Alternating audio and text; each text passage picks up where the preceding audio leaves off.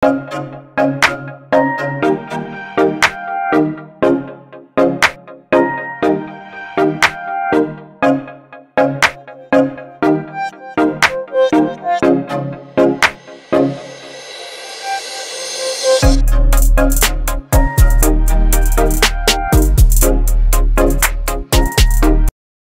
patagalin and to share some encouragement po para po sa ating lahat, tawagin na po natin si Pastor Lloyd.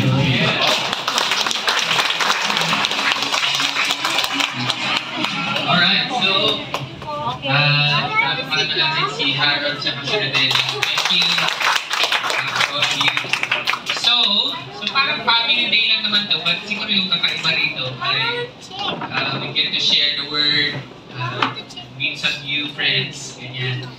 So in that sense, basahin ko lang po yung word and then medyo magkukwento rin muna ako kasi first time natin ito eh. Sino kaya itong kalbong ito?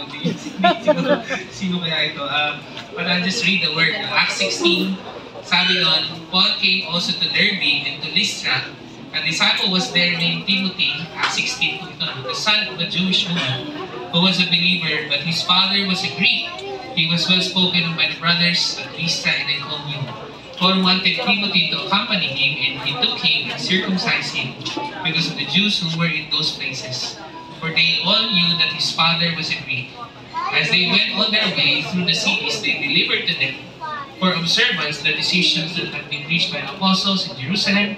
So the churches were strengthened in the faith, and they increased in numbers daily. Let's pray. Lord, thank you for your word. May it encourage us, Lord. Hindi ko alam kung siyempre kailangan ng common ground, Lord, para magkakilala kami. But I realize na yung word mo is powerful enough para magkaroon po kami ng bagong kaibigan. So let that happen, Lord. In Jesus' name, amen. Alright, so magkukwento po muna ako. Mabilis lang naman po yung share ko. Ito po yung Discipleship Day. Saan po ba nanggaling yung Discipleship Day? Nanggaling po yan sa Matthew 28. Huwag na natin basahin. Sabi niya, honor God, make disciples. Ang sabi ng discipleship, kung ano yung mga narinig mo na sinabi ni Jesus, ay pag-sharean nyo lang. Okay, marami naman po tayo pinag-share. Whether bagong TikTok ba yan, o bagong game, bagong viral. But kung discipleship dito, yung mga sinabi ni Jesus, yun yung ating pag-sharean. Para lang baka, so pag mag-invite kayo ng iba, para maintindihan, family day naman po ito, pero hindi lang basta games. The Word of God, we get to encourage one another. Sabihin mo sa katabi mo, masaya ito. Masaya ito. So magkukwento lang po ako, no? Ang alam ko po, ang Bustos ay kasama ng Baliwag dati, 100 years ago. Tapos, ang nangyayari ay sa San Agustin Church ay dinadala yung mga baby pagka binabaptize. Pero one time, 100 years ago, ay nalunod yata yung mga bata dahil dyan, kasi wala pa yung tulay dati, no? To which doon na nag-cry na sabi nila, ayaw na namin pumunta sa Baliwag kasi namamatay yung mga kabataan, yung baby. So, kaya nagkaroon po sila ng church dito. Ito, yung nandito, malapit. Santo Niño nga po ba ito? Santo Niño Church. Kaya Santo Niño eh. Diba? Kasi para talaga yun sa mga bata. So, in essence, kaya po nagkaroon ng Bustos ay para po sa next generation. Okay? Pangalawa, tingnan nyo, yung pinakamalaking BSU campus na saan? Nasa Bustos, di ba? So, it's really for the next generation. Kaya po, tayo nandito kasi kung hindi nyo lang po alam, kaya lang nakalogo. Kung taga-victory po ako eh. So, in a way, wala pong may ano nito, kung baga, lahat ng ginagawa natin dito libre. Ang reason ay, meron po kasi may mga puso para sa discipleship. Isa na dyan yung Victory Baliwag. Yung sabihin, saka Victory Plaridel, ay sila po yung mga nag-sponsor ito. Wala po kayong babayaran, kakain lang kayo, gano'n. Tapos, nakakatuwa pa po, no? Ang mga friends natin, even yung Peace Studio. Ayan, palakpakan natin yan. Peace Studio. Salamat kahit yung sa sound system, ay ito po ay, this is a work of the community. Marami rin po tayong mga leaders dyan kung bakit po tayo marami ngayon. Masaya ba na marami tayo? Ang reason nun kasi mayroon pong mga leaders na nag-invest mo ng time dito. Kaya kung katabi mo yon, sabi ko sa kanya, salamat sa iyo. Dahil nakapunta tuloy ako dito. Okay, so, meron pa ho akong isang masasalamatan ay yung asawa ko po yung nagkakapagta, tsaka mga leaders. Sa iyo. May mga interesting pa po akong kwento kagabi ay galing po sa Grumpy Storm. Okay lang po, di naman po ito simbahan para tayo nagpo-promote na po ano-ano. Magagawa ko. Yun po yung kwento. Para maintindihan ninyo, ay nag-chat po kasi nakapag-church po sila sa Victory Maliwan.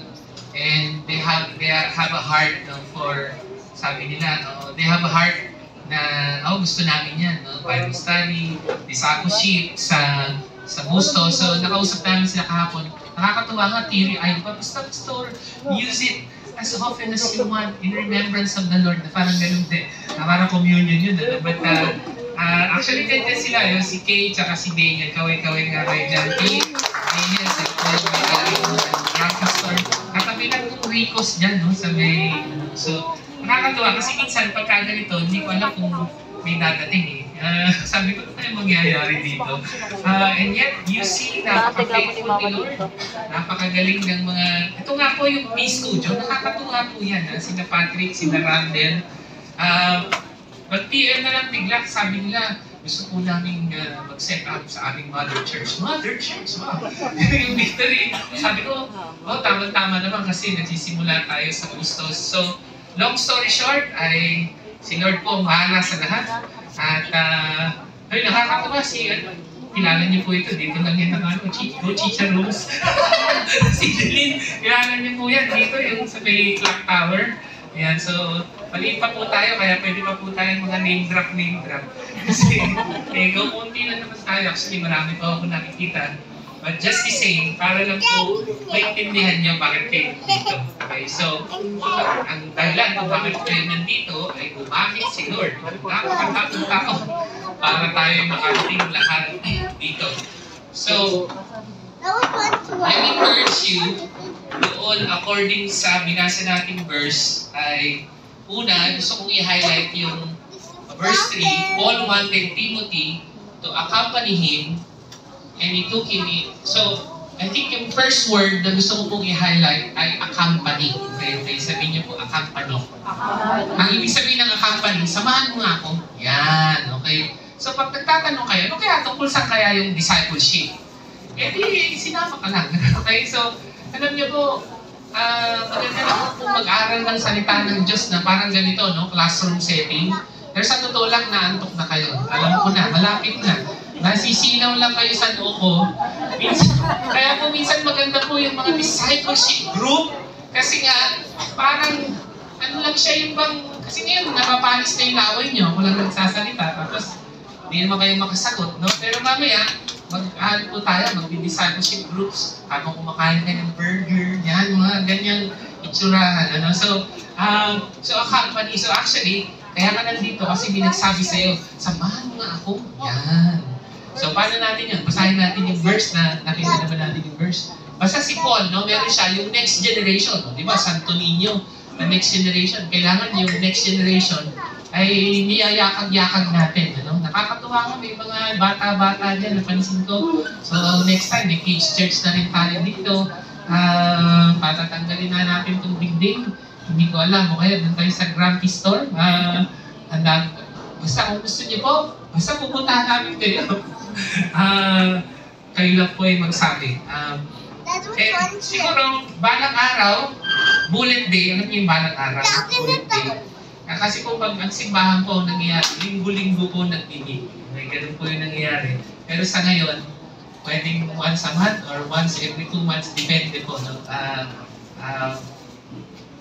But the point is, sino sa inyo nangangarap ka, balang araw, magkakaroon ng Victory Bustos? Siyempre,